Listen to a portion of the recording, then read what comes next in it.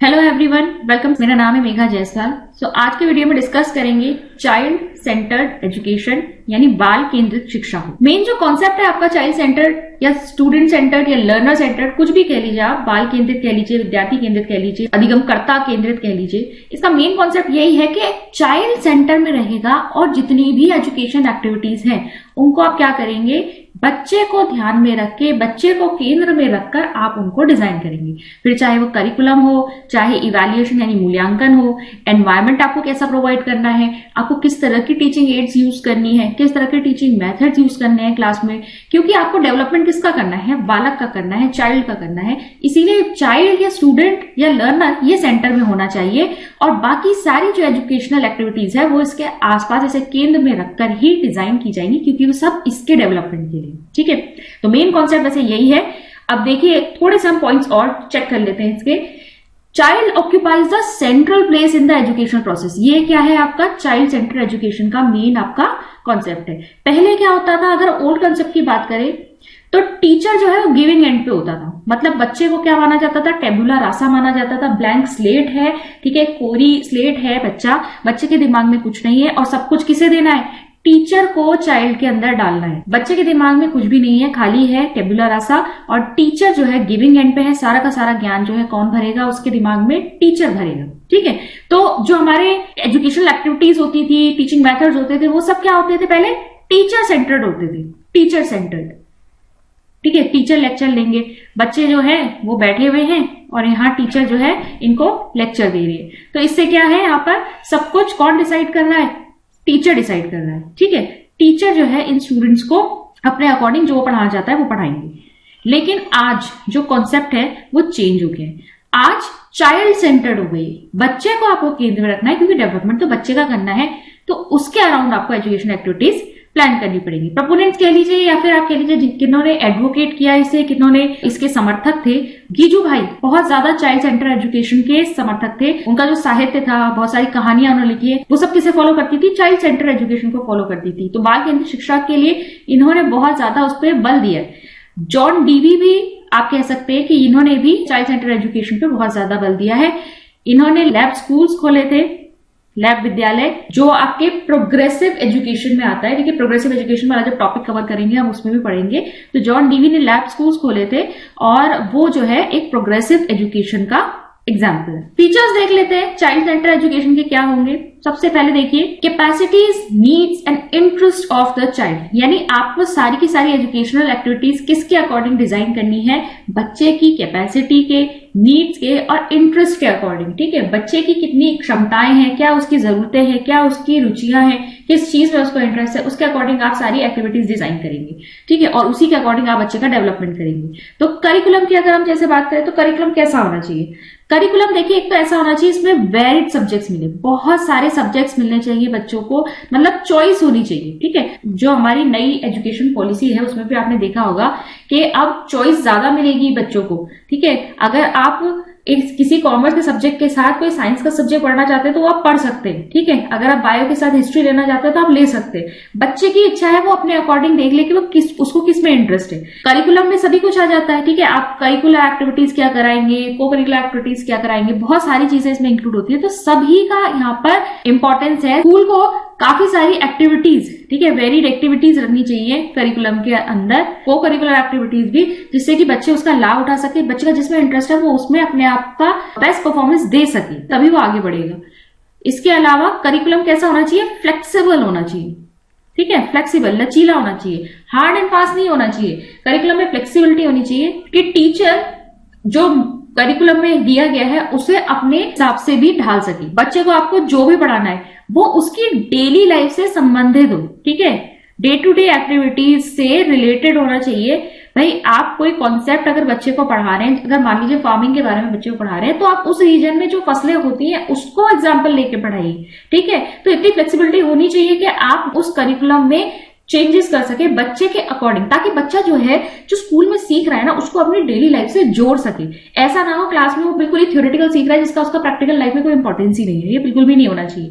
आपको क्लास में उसे वो सिखाना है जिसकी प्रैक्टिकल इंपॉर्टेंस हो और उसके लिए वो रेलिवेंट हो, तभी बच्चा जो है उसमें इंटरेस्ट भी लेगा, उसे वो प्रैक्टिकल यूज का लगेगा, तभी वो उसको सीखना चाहेगा। तो इन सभी में हमने क्या किया है, बच्चे को केंद्र में रखा है। ठीक है, बच्चे की चॉइस है वो क्या पढ़ना चाहता है। वेरियस एक्टिविटी इसलिए रखी है कि अलग अलग बच्चे अलग अलग तरह की एक्टिविटीज में अच्छे होते हैं। फिर फ्लेक्सिबिलिटी रखी है ताकि बच्चों के रीजन के हिसाब से, उनकी डे टू डे एक्टिविटीज के हिसाब से आप करिकुलम को क्या कर सके, एडजस्ट कर सके। फिर बात करते हैं टीचिंग मेथड्स की। अब टीचिंग मेथड्स कैसे होने चाहिए? सबसे पहले तो डेमोक्रेटिक, ठीक है, ऑटोक्रेटिक बिल्कुल भी नहीं होना चाहिए। टीचर सेंटर्ड होता है जहां पर टीचर ने लेक्चर दे दिया, बच्चों ने सुन लिया, बच्चे पैसिव लिसनर की तरह, ऐसा नहीं होना चाहिए। क्लासरूम कैसी होनी चाहिए? इंटरैक्टिव होनी चाहिए। ठीक है, बच्चों को क्वेश्चन पूछने का अधिकार हो, बच्चे जो है आपसे कंटिन्यूअसली इंटरैक्ट कर रहे हैं, जब आप टॉपिक पढ़ा रहे हैं तभी आपको पता चलेगा बच्चे को कितना समझ में आ रहा है या नहीं आ रहा है। ठीक है, इसके अलावा वेज ऑफ इंस्ट्रक्शन है, ठीक है, वो काफी सारे होने चाहिए क्योंकि एक ही क्लास में बहुत डिफरेंट नीड्स वाले बच्चे बैठे होते हैं, हर एक का लर्निंग स्टाइल अलग होता है। तो अगर आप किसी एक ही तरीके से हर बच्चे को पढ़ाने की कोशिश करेंगे, आपने केवल एक ही मेथड यूज किया और आप सोच रहे हैं कि सारे बच्चों को आ जाएगा, ऐसा नहीं हो सकता। ठीक है, तो आपको अपने टीचिंग के दौरान क्या करना पड़ेगा, बहुत सारे मेथड्स को इन्वॉल्व करके आपको अलग अलग लर्निंग स्टाइल्स भी अपने टीचिंग में इन्वॉल्व करने पड़ेंगे, तभी बच्चा जो है उन चीजों को सीख पाएगा। अलग अलग तरह के बच्चे तभी लाभान्वित हो पाएंगे। ठीक है, कुछ लोग देख के सीख लेते हैं, कुछ लोग सुन के सीख लेते हैं, कोई लोग जो होता है जब तक एक्टिविटी कर नहीं लेते तब तक उन्हें समझ में नहीं आता। तो यहाँ पर टीचिंग मेथड में आपकी क्या होनी चाहिए, क्योंकि इतने सारे इंडिविजुअल डिफरेंसेस हमें क्लास में देखने को मिलते हैं, इसलिए आपको बहुत सारे इंस्ट्रक्शनल वेज जो है इंक्लूड करने पड़ेंगे टीचर को, ताकि हर बच्चा समझ सके टॉपिक को। इसके अलावा बच्चे को मोटिवेट करना, ठीक है, ये भी टीचर का काम है। कोई भी टॉपिक आप पढ़ाने जा रहे हैं उससे पहले आप क्या करेंगे, बच्चे को मोटिवेट करेंगे। टीचिंग एड्स जो आप यूज करेंगे वो भी बच्चे के अकॉर्डिंग होना चाहिए, बच्चा कौन सी क्लास में है, उसकी एज क्या है। टीचिंग एड जो आप यूज कर रहे हैं वो उसके लेवल की भी तो होनी चाहिए, ठीक है, और इंटरेस्टिंग होनी चाहिए जिससे कि बच्चे को टॉपिक में इंटरेस्ट है। इसके अलावा लर्निंग गैप्स जो आते हैं उसे भी रिमूव करना किसका काम है, टीचर का काम है। अगर लर्निंग गैप्स पहले तो आने ही नहीं देने चाहिए और आ रहे हैं तो क्यों आ रहे हैं ये भी ध्यान में आपको रखना है। तो ये सब कुछ चीजें जो आपको टीचिंग मेथड्स में भी ध्यान में रखनी है बच्चों के अकॉर्डिंग। फिर बात करते हैं इवैल्यूएशन की, यानी मूल्यांकन। हमारे जो सिस्टम है एजुकेशन सिस्टम, उसमें इवैल्यूएशन जो था पहले क्या होता था, सिर्फ एग्जाम्स वगैरह ले ली जाते थे और बहुत ज्यादा बच्चे प्रेशर में आ जाते थे। इसी को कम करने के लिए, इस बोझ को कम करने के लिए क्या किया गया, सीसीई आया है। ठीक है, कंटिन्यूस का मतलब क्या है, बच्चे का निरंतर आप आकलन करते रहेंगे, उसका मूल्यांकन करते रहेंगे। कॉम्प्रिहेंसिव का मतलब है व्यापक, ठीक है, मतलब आप हर क्षेत्र में बच्चे का आकलन करेंगे। ठीक है, तो यहाँ टाइप्स ऑफ असेसमेंट आ जाते हैं, आपको वो चेक करने होते हैं। जिस समय से बच्चा स्कूल में आता है वो क्या क्या एक्टिविटीज कर रहा है, हर क्षेत्र में उसका इवैल्यूएशन होता है। ठीक है, तो जो कंटिन्यूस कॉम्प्रिहेंसिव इवैल्यूएशन है वो आपका आज के समय में जो लाया गया है, इसमें आपकी सारी ही एक्टिविटी, चाहे वो एकेडमिक हो, स्कॉलिस्टिक हो यानी, या फिर पोस्ट स्कॉलिस्टिक हो, ठीक है, ये सभी इंक्लूड होती है और सभी के ऊपर प्रॉपर ध्यान देकर ये समझने की कोशिश की जाती है कि बच्चे का ओवरऑल डेवलपमेंट कितना हुआ है। ठीक है, तो यहाँ आप सिर्फ एकेडमिक पार्ट को नहीं देखेंगे, बच्चा जिस समय से स्कूल में आ गया उस समय से लेकर छुट्टी तक वो क्या एक्टिविटीज कर रहा है, उसके अंदर क्या आप चेंजेस लेकर आ रहे हैं, किस तरीके से हर क्षेत्र में उसका डेवलपमेंट हो रहा है, ये सब आपको चेक करना होता है। इसीलिए कंटिन्यूअस कॉम्प्रिहेंसिव इवैल्यूएशन का कॉन्सेप्ट यहाँ से आता है। चलिए अब बात करते हैं कंड्यूसिव एनवायरनमेंट की। भाई बच्चे जब सीखेंगे तो उसके लिए आपको क्या प्रोवाइड करना है, आपको एक कंड्यूसिव एनवायरनमेंट, एक अच्छा लर्निंग एनवायरनमेंट जहां पर बच्चे का सीखने का मन करे। ठीक है, तो प्रॉपर एनवायरनमेंट जब आप टीचर जो है क्लासरूम में प्रोवाइड करती है तभी बच्चों की लर्निंग अच्छी होती है। फिर है डिसिप्लिन। अब डिसिप्लिन देखिए किस तरीके का होना चाहिए, यहां भी आपको बच्चे को ही केंद्र में रखना है। ठीक है, डिसिप्लिन भी इस तरीके से होना चाहिए जो बच्चे के अंदर से आए। ठीक है, आप उन्हें एक्टिविटीज में एंगेज कीजिए। अलग अलग तरह के बच्चे अलग टाइप से डिसिप्लिन हो पाते हैं। ठीक है, बहुत शरारती बच्चे भी होते हैं, बहुत सीधे बच्चे भी होते हैं, लेकिन सबके लिए अनुशासन भी आपको किस तरीके का लेकर आना है। एक तो अंदर से आए बच्चों के, आपको ये नहीं कि डंडा मार के आप अनुशासन लाने की कोशिश कर रहे हैं, वो नहीं हो सकता। ठीक है, डिसिप्लिन हमेशा अंदर से आता है। तो आपको एक तो खुद भी एक तरह का एग्जाम्पल सेट करना है, बच्चे आपको देखें और उससे प्रभावित होकर खुद भी अनुशासित रहें। इसके अलावा डिसिप्लिन आपको बच्चे के अंदर से लेकर आना है। इसके लिए आप क्या करते हैं, बच्चों को अलग अलग एक्टिविटीज में एंगेज करते हैं, जिससे कि, और स्पोर्ट्स गेम्स वगैरह स्कूलों में इसीलिए रखे जाते हैं जहां बच्चे जो सोसाइटी है उसके रूल्स नियम फॉलो करना, ओबे करना, स्कूल में बच्चे इसी तरह की चीजें सीखते हैं। फिर है respect to identity of child. पहले देखिए चाइल्ड की आइडेंटिटी को रिस्पेक्ट नहीं दी जाती थी, ठीक है। बस टीचर ने जो कहा वो एक बच्चे के दिमाग में भर दिया गया, एग्जाम में उसे वही चीज लिखनी है, नहीं लिखोगे तो ठीक है पास कर दिया जाएगा, नहीं तो फेल कर दिया जाएगा। आप मार रहे हैं, ठीक है, बच्चे को डांट रहे हैं, बहुत बुरी तरह डांट रहे हैं, उसकी बेइज्जती कर रहे हैं बिल्कुल मुंह पर, तो इससे क्या होता है ना, बच्चों का सेल्फ कॉन्सेप्ट हिल जाता है। तो आपको यहाँ बच्चे की आइडेंटिटी को रिस्पेक्ट करना है, वो एक इंडिविजुअल है, आपको उसे डेवलप करना है, उसका डेवलपमेंट करना है। इसके लिए आपको क्या करना पड़ेगा, उसकी आइडेंटिटी को एक्सेप्ट करना पड़ेगा, उसे रिस्पेक्ट देनी पड़ेगी कि ये बच्चा जो है ये अपनी नॉलेज कंस्ट्रक्ट कर रहा है, मुझे इसको क्या करना है, हेल्प करते हुए आगे बढ़ना, ठीक है। तो ये है किस तरीके से हम एजुकेशनल एक्टिविटीज डिजाइन करेंगे बच्चों को सेंटर में रख के। कुछ और फीचर्स भी देखते हैं। देखिए इंपॉर्टेंट है, अगर आपने 3-4 ही पॉइंट्स है इनको अच्छे से समझ लिया तो चाइल्ड सेंटर एजुकेशन पे एक क्वेश्चन जरूर आता है, वो आप जरूर कर पाएंगे। दूसरा जो इंपॉर्टेंट पॉइंट है आपका, पहले की तरह नहीं है कि टीचर जो है यहाँ से लेक्चर दे रहा है और बच्चे सारे जो है वो बस पैसिव लिसनर की तरह सुन रहे हैं, ठीक है। ये ओल्ड कॉन्सेप्ट था।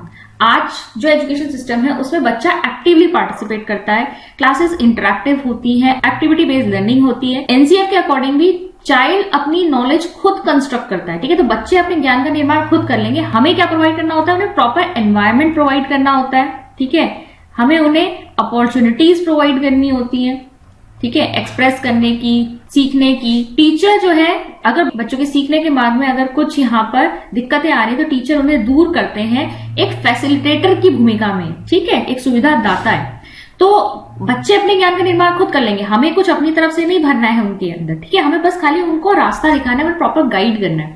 Children should participate actively in learning process so that learning becomes more meaningful and interesting. बच्चे जब एक्टिवली लर्न करेंगे, खुद से पार्टिसिपेट करके लर्न करेंगे, कुछ चीजों को सीखेंगे, तो लर्निंग इससे ज्यादा अर्थपूर्ण हो जाती है, ज्यादा मीनिंगफुल हो जाती है और ज्यादा रुचिकर हो जाती है। इसके अलावा हमें क्या प्रोवाइड करना है, ample opportunities for active learning. अलग अलग तरह की एक्टिविटीज रखिए आप बच्चों के लिए। सोशल इंटरेक्शन, जब बच्चों के लिए आप कुछ ऐसी एक्टिविटीज करते हैं जहां पे बच्चों का सोशल इंटरेक्शन हो रहा है। वैसे भी बच्चे जब स्कूल में आ रहे हैं तो बहुत सारे लोगों से इंटरेक्ट कर रहे हैं, अपने पीयर ग्रुप से इंटरेक्ट कर रहे हैं, टीचर्स से इंटरेक्ट कर रहे हैं, फिर जो वहां स्कूल के अन्य स्टाफ होते हैं उनके साथ इंटरेक्शन हो रहा है बच्चों का। तो सोशल इंटरेक्शन का प्रॉपर हमें उन्हें मौका देना चाहिए। प्रॉब्लम सॉल्विंग एटीट्यूड उनके अंदर जनरेट करना है, क्रिएटिव वर्क की तरफ उन्हें बढ़ाना है, उन्हें अपॉर्चुनिटीज इन सभी क्षेत्रों में हमें प्रोवाइड करनी चाहिए, तब जाके बच्चा खुद से लर्न करता है। इसके अलावा हैंड्स ऑन एक्सपीरियंस बहुत इंपॉर्टेंट पॉइंट है। हैंड्स ऑन एक्सपीरियंस यानी बच्चा चीजों को खुद एक्सपीरियंस करके समझे, खुद देखे, ठीक है। अगर आप हर चीज को एक्टिविटी बेस्ड लर्निंग की तरह कराएंगे, बच्चा हर चीज जो है खुद करके सीख रहा है, तो यहाँ पर बहुत ज्यादा अच्छी तरीके से उनकी लर्निंग होती है, ठीक है। तो चिल्ड्रन एक्टिव पार्टिसिपेंट्स है यहाँ पर, और हैंड्स ऑन एक्सपीरियंस आपको बहुत ज्यादा ध्यान रखना है कि चाइल्ड सेंटर्ड एजुकेशन का ये एक इंपॉर्टेंट पॉइंट है। फिर देखिए केटर्स फॉर इंडिविजुअल डिफरेंसेस। जैसे कि हमने बात करी थी कि एक कक्षा में सभी विद्यार्थी जो है वो एक जैसे नहीं होते, हर एक की लर्निंग नीड्स अलग है। कुछ बच्चे स्पेशल नीड्स वाले होते हैं, गिफ्टेड बच्चा भी होता है और डल बच्चा भी होता है। इसके अलावा अब इंक्लूसिव एजुकेशन का जब से कॉन्सेप्ट आया है तो आप स्पेशल नीड्स में जब आपके जिनकी कुछ शारीरिक समस्याएं होती हैं उन्हें भी आप इंक्लूड करते हैं यहाँ पर क्लास में, एक ही साथ पढ़ाते हैं समावेशी शिक्षा के अनुसार। तो यहाँ पर टीचर को क्या जरूरत है, टीचर को जरूरत है अपनी टीचिंग को मॉडिफाई करने की। इस तरीके से आपको टीचिंग को मॉडिफाई करना है कि क्लास में बैठा हर बच्चा जो है समझ सके आप जो पढ़ा रहे हैं, ठीक है। एक ही तरह का मेथड यूज नहीं करना है कि बस आपने आया लेक्चर दे दिया, बस जो बच्चे सुन के सीख लेते हैं वो सीख लेंगे, लेकिन जो बच्चों को केवल सुन के समझ में नहीं आता है, ठीक है, उनका लर्निंग स्टाइल अलग है। जब तक वो एक्टिविटी करके ना देख लें या कोई डेमोन्स्ट्रेशन ना देख लें या एग्जाम्पल्स के थ्रू ही सीख सकते हैं, या कोई विशेष स्पेशल नीड्स वाला बच्चा है, ठीक है, तो उसके लिए भी आपको क्या करना पड़ेगा, इंस्ट्रक्शनल जो आपका वे है वो चेंज करना पड़ेगा।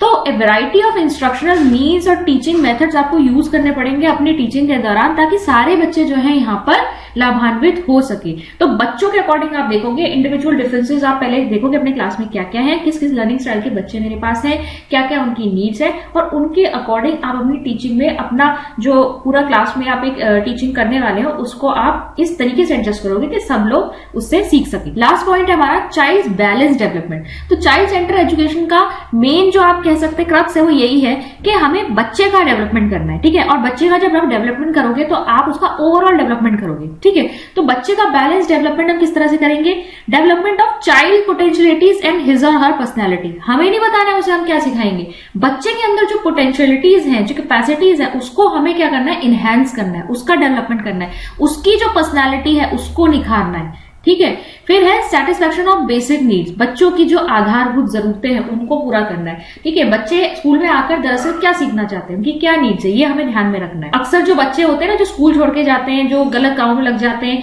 उस विद्यालय छोड़ने का कारण भी यही होता है कि बच्चों की जो बेसिक नीड्स है, बच्चों की जो आवश्यकता है वो स्कूल में पूरी नहीं हो रही। तो आपको क्या करना है, वेरियस एक्टिविटीज करनी है जहां पे बच्चा अपना दिमाग क्रिएटिव वर्क में लगाए, अपनी एनर्जी को वहां पर चैनलाइज करे और अपनी बेसिक नीड्स को पूरा कर सके, ताकि बच्चा कुछ ना कुछ सीख सके, आगे बढ़े। ठीक है, वजह इसके कि वो अपनी एनर्जी को गलत कामों में लगाए, स्कूल से भागे, इधर उधर गलत हरकतों लगे।